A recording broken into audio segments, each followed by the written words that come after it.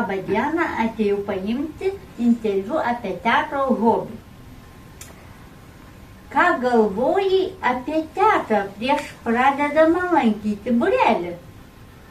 Smagu, tai tam būrelyje būti.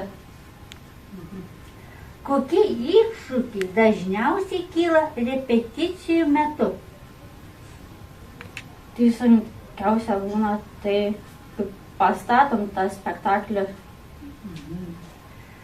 Kaip apibūdytum teatro būrelio kolektyvą?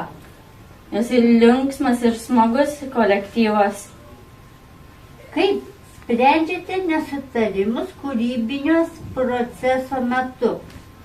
Pasikalbam ir susitaikom. Kokią įtaką tau daro vadovas ar režisierius? Paskatina mane, kad toliau vaidinčiau spektaklyje. Koks smagiausias prisiminimas su būrelio draugais? Bet kažkur pasikviečia vaidinti su tuo spektakliu, išvažiuoti į kitą miestą. Kaip jautiesi prieš pasirodymą?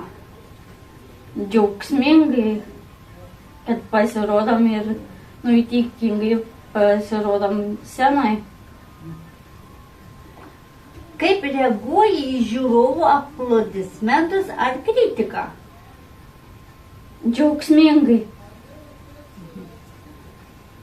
Koks spektaklis tau labiausiai patiko, kuriame dalyvavai?